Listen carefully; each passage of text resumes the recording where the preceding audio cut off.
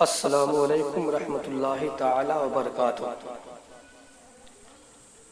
سامعین کرام، اللہ رب العزت کی ذات مقدس سے یہ امید ہے کہ آپ خیریت سے ہوں گے۔ آج میں آپ کے سامنے کچھ ایسے حقائق پیش کروں گا جسے سن کر آپ کا دل غمزدہ بھی ہوگا اور اگر آپ نے حق کو قبول فرما لیا تو آپ کا دل بھی منور ہو جائے گا۔ میں دوستوں، اللہ تعالیٰ کا ہم پر بڑا احسان ہے کہ اس نے ہمیں سب سے بہترین امت میں پیدا فرمایا اور اپنے حبیب نبی کریم صلی اللہ تعالیٰ علیہ وسلم کو ہمارے بیچ بھیجا تاکہ ہم اندھیروں سے نکل کر روشنی میں آ جائے، نفرت کا گھر گرا کر محبت کا محل بنائے، برائیوں کو چھوڑ کر اچھائیوں کو گلے لگائے اور ہماری کسی سے دوستی یا دشمنی صرف اللہ اور اس کے رسول کے لیے ہو۔ ہمارے آقا صلی اللہ تعالیٰ علیہ وسلم جب اس دنیا میں تشریف لائے تو ہر طرف برائی، ظلم اور دہشت کا اندھیرا چھایا ہوا تھا۔ لوگوں کی عقائد، نظریات اور اعمال کا بہت ہی برا حال تھا اور انہیں سیدھے راستے پر لانا، برائی اور اچھائی کی پہچان سکھانا، زندگی کا اصل مقصد بتانا کوئی آسان کام نہ تھا۔ لیکن بہت ہی قلیل وقت میں میرے آقا، ہمارے آقا صلی اللہ تعالیٰ علیہ وسلم نے تمام لوگوں کو ایک اسلام کی رسی تھمائی، ایسی مثال قائم فرمائی کہ اس کی نظیر دکھانا تو دور کی بات، کوئی الفاظ کے ذریعے اس کی تعریف بیان بھی نہیں کر سکتا۔ حضور اکرم صلی اللہ تعالیٰ علیہ وسلم کا مبارک زمانہ بہت اچھا اور خیر والا تھا۔ اس کے بعد صحابہ کرام کا زمانہ بھی ایسا ہی رہا، لیکن جیسے جیسے وقت گزرتا گیا، نبی کریم صلی اللہ تعالیٰ علیہ وسلم کے زمانے سے دور ہوتا گیا، جہالت بڑھنے لگی اور کئی فتنوں نے سر اٹھانا شروع کر دیا، حتیٰ کہ موجودہ دور ہماری نظروں کے سامنے ہے، جس میں ہم ہر دن نئے نئے فتنوں کو دیکھ رہے ہیں۔ دیگر کئی فتنوں کی طرح ایک اور فتنہ ہمارے معاشرے میں بے شمار چیزیں ایسی آ گئی ہیں جو غیروں کی ہیں، اور افسوس کی بات یہ ہے کہ ہم ایسی چیزوں کو پسند بھی کر رہے ہیں، اس پہ فریب بھی ہو رہے ہیں۔ اس بے حیائی کو لینے کے لیے ہم ایک دوسرے سے لڑائی بھی کر رہے ہیں۔ یہودیوں، نصرانیوں، ہندوؤں اور انگریزوں کے بیچ رہ کر مسلمانوں پر ان کا کافی اثر ہوا ہے۔ جی ہاں، جب سے مسلمانوں نے ان کی صحبت اختیار کی ہے، تب سے ہمارے چال چلن میں کثیر تبدیلیاں ہو گئی ہیں۔ کھانے کا طریقہ لے لو، سونے کا طریقہ ہو یا شادیوں کا طریقہ ہو، ہمارے لباس، گھر، کھانے، یہاں تک کہ چہرے کی سجاوٹ بھی غیروں کی طرز پر ہے۔ اللہ تعالیٰ ہم پر کرم فرمائے، اپنے حبیب کے صدقے میں رحم فرمائے۔ ابھی مسلمانوں کے لیے کیا کم مصیبتیں تھیں کہ اور مصیبتیں ہم پہ آ پڑی۔ آج ہمارے نوجوانوں نے گانے بجانے کو اس قدر اپنے بیچ شامل کر لیا ہے، اس قدر گانے بجانے سے اپنا تعلق جوڑ دیا ہے، مانو کہ اپنا ساتھی بنا لیا ہے، لیکن انہیں یہ پتہ نہیں یہ ساتھی انہیں کہاں لے جا کر چھوڑے گا۔ بہت افسوس کے ساتھ یہ کہنا پڑ رہا ہے کہ بہت سے لوگ اب گانے بجانے کو برا جانتے ہی نہیں ہیں۔ شادی ہو یا ولیمہ، عقیقہ ہو یا مہندی کی رسم، ختنہ ہو یا کوئی محفل، گانے بجانے کے बिना तो मुकम्मल प्रोग्राम होता ही नहीं है, गोया कि जैसे फ़र्ज और वाजिब समझ लिए हों। मेरे दोस्तों, छोड़ दें।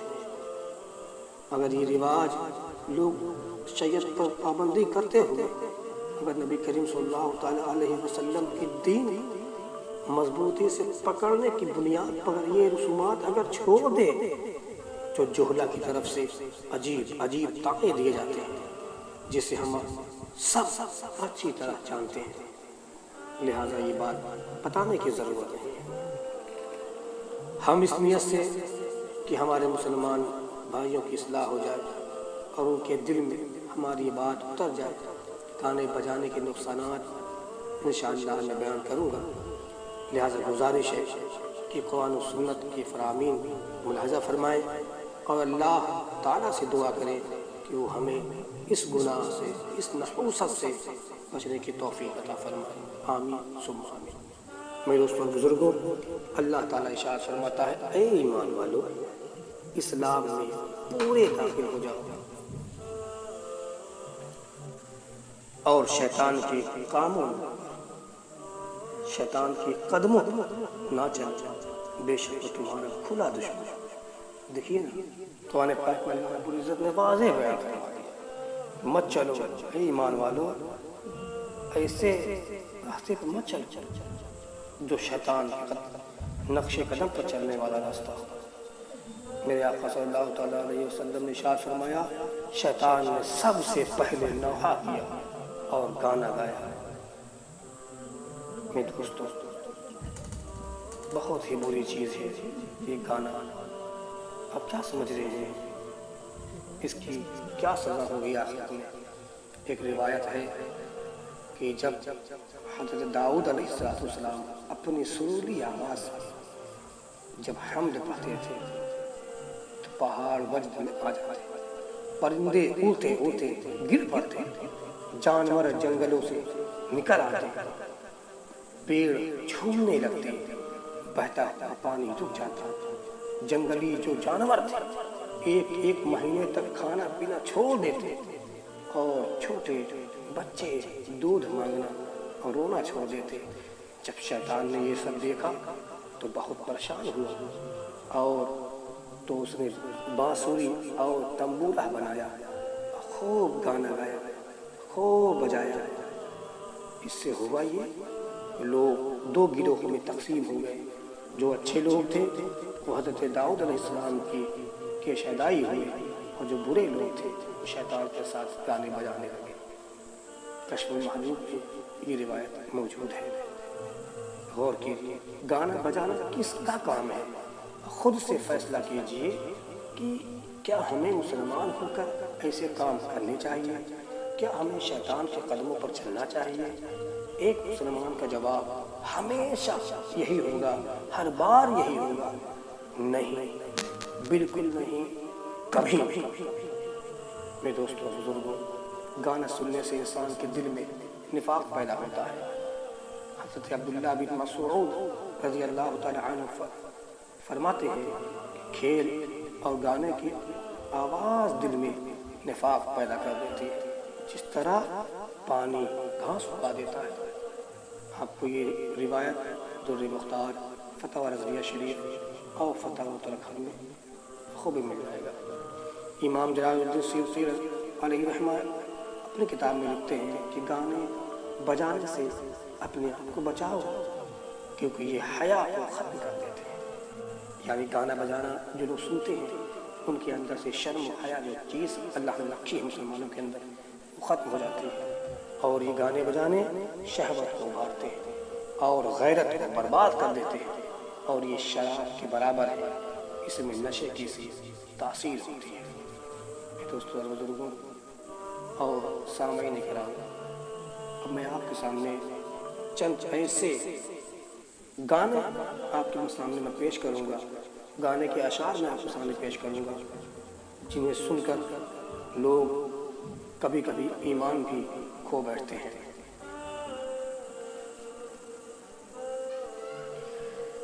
एक और ज़रूरी बात हम अर्ज़ करना चाहते हैं कि आजकल जो गाने सुने जाते हैं आम तौर से اور آپ کے ایمان کو بھی برباد کر سکتے ہیں۔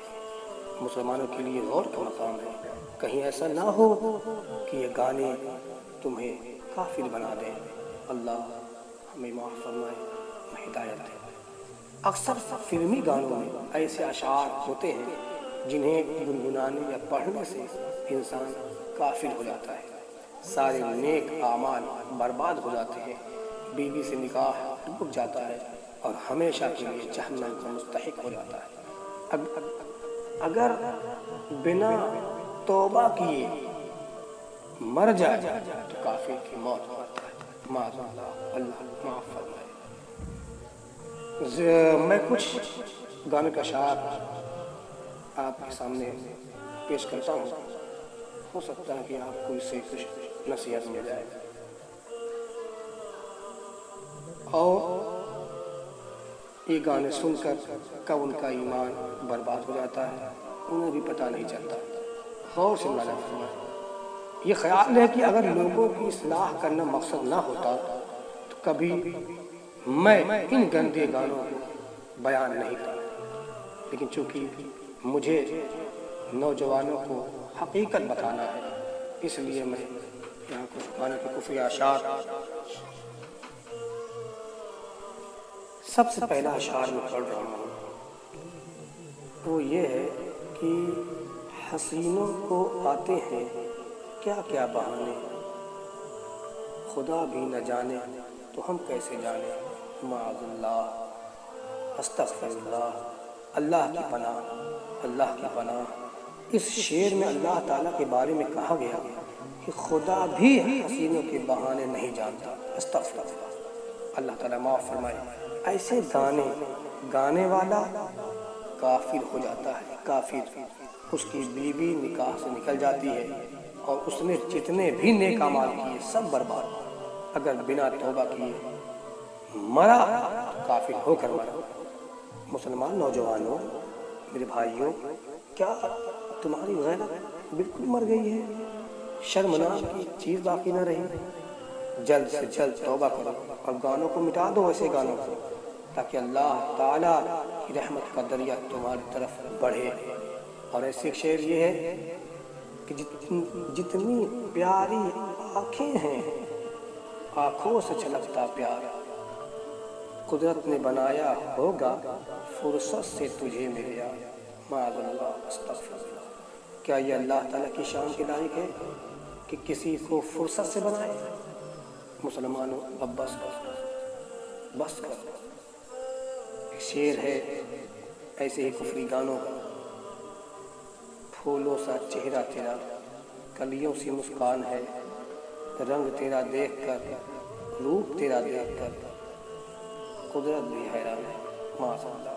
اس شعر میں کہا گیا کہ تجھے دیکھ کر قدرت بھی حیران ہے۔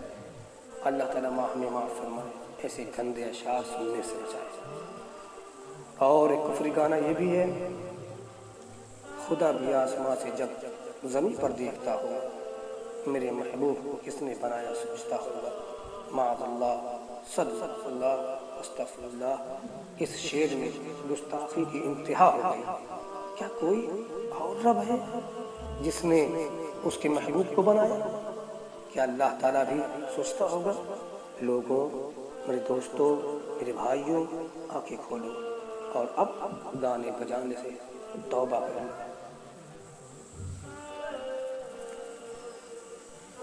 اور ایک شعر یہ بھی ہے، رب نے مجھ پر ستم کیا، سارے زمانے کا غم مجھے دیا ہے۔